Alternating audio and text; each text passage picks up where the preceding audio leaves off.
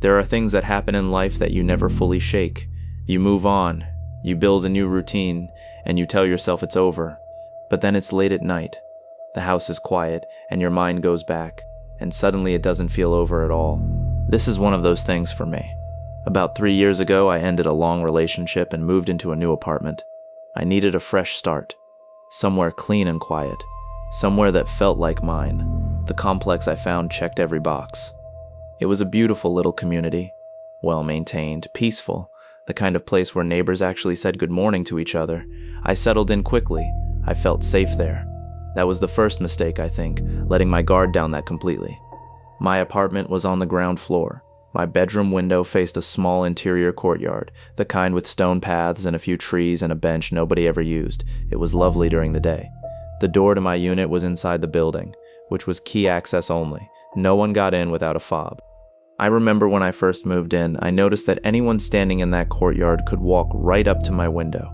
It was just something I registered in my head and then let go, because the community felt so safe. I didn't think twice about it after that. I should have kept thinking about it. The first strange thing happened about 2 months in. I was getting ready for bed on a Tuesday night, and I heard what sounded like running in the hallway. Quick, light footsteps, the kind children make. I went to my door and looked through the peephole. The hall was empty and still. I went back to bed and didn't think much of it. A few nights later, I heard it again. That same sound, that same light, rapid patter moving fast and then gone. No children lived in my building. I knew all my neighbors. None of them had kids. But sounds travel in old buildings, so I let it go. Then the window started. I woke up one night to giggling just outside my bedroom. It was soft, like it was trying to be quiet but not quite managing it. My first thought was neighborhood kids messing around in the courtyard. I tapped the glass hard with my knuckle and made a sharp shushing noise. The giggling went silent. And then after just a beat of quiet, something tapped back. Slow, deliberate little taps from the other side of the glass. My stomach dropped. I waited a moment, then grabbed the curtain and pulled it open fast. The courtyard was completely empty. No one there, no movement. The bench was empty. The stone path was empty. The little trees were perfectly still. I stood there looking out for a long time. Even if someone had been crouching down outside, they couldn't have disappeared that quickly. There was nowhere to go. I closed the curtain and stood in my dark bedroom trying to slow my breathing. It kept happening.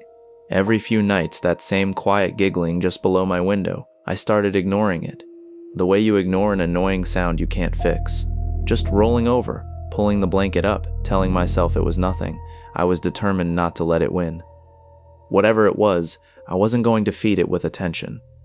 Then my building manager sent me an email at work. Short, professional, a little strange. She asked if I could come by the front office when I got home. She said it was urgent. I spent the whole rest of the workday convinced I'd done something wrong. Bounced rent check, noise complaint, something. When I got there, she asked me to close the door. There was a security officer already sitting inside. They both had this look on their faces I didn't understand yet. She turned a laptop screen toward me and pressed play on a security camera clip. The footage was from the hallway outside my apartment. The timestamp read just after 2 in the morning. 2 small figures came into frame, hooded, about the height and build of children, maybe 10 or 11 years old. They walked directly to my door and stopped. They stood there, close enough that their faces would have been inches from the wood, and then they just stayed there. The manager fast-forwarded the video and they didn't move. For nearly 10 minutes, those 2 figures stood at my door without shifting, without turning, without doing anything at all. Right at the end of the clip, one of them reached out and tried the door handle. You could see it turning, hear the soft rattling. The door didn't open. Then both figures turned and skipped, actually skipped, down the hall and out of frame. The manager pulled up every other camera in the building. They didn't appear on a single one. I told them about the window. I told them about the giggling and the tapping. They checked the exterior courtyard footage from those nights. Nothing. No children, no movement, nothing. We filed a police report. The officers who came were professional and kind and completely helpless. There wasn't enough to act on. They told me to call if anything else happened and left. I stayed awake the next few nights waiting. Nothing came. It was almost more unsettling, that silence like something had paused. Then, about a week later, just past 1 in the morning, I heard the door handle rattle. I was on the couch half watching TV. The sound was unmistakable. I went still and listened. The rattling came again. I walked to the door, pressed my ear to it, and called out that I was calling the police. A child laughed, soft and light, right on the other side of the door. And then a small voice whispered, "We're home now. Just open the door. Please let us in." I don't have words for what that did to me. I stood there frozen, one hand on the door, not breathing. The voice came again, smaller this time, almost sad. "We just want to come home, please." Something about that last word, the way it sounded less like a prank and more like something genuine, made it so much worse. I still didn't open the door. I told them through the wood that no one here was their mother, that they needed to leave, that I was calling the police right now. Both voices started giggling again, and the door shook hard twice, like a small body throwing itself against it. Then silence. I looked through the peephole. The hallway was empty. I called the police again. The responding officer suggested local kids, said it wasn't uncommon in apartment complexes, said they'd do a patrol of the area.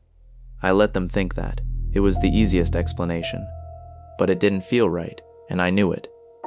A few days later, the building manager pulled me aside in the parking lot. She asked if anything else had happened. I said no and gave her the neighborhood kids theory. She didn't look convinced. She told me, carefully, that the woman who had my apartment before me was someone she had concerns about. She said something happened involving that woman's children.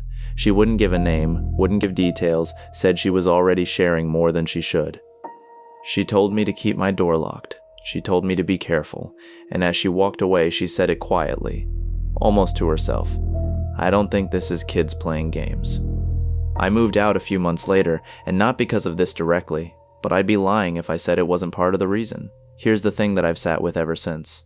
That building had controlled key access. You could not get inside without a resident's fob. No children lived in my building, and no one I knew had children visiting regularly. The security office reviewed every camera in that complex on the nights those figures appeared, and they found nothing on entry or exit footage. There was no explanation for how they got in or where they went. I've turned this over in my mind so many times. Every time I try to land on a rational answer, it slips away. Neighborhood kids sneaking in would have appeared on camera somewhere. A prank this elaborate, repeated over weeks, targeting a single ground floor tenant, makes no sense. And then there's what the manager said. Something horrible happened with that woman's children. She said it like it was a fact she was carrying. She said it like she believed it explained everything. I don't know what was outside my window. I don't know who was at my door. I don't know what they wanted, or why they kept coming back, or where they went when the cameras couldn't find them. What I do know is that they said they were home, and whatever they were, they believed it.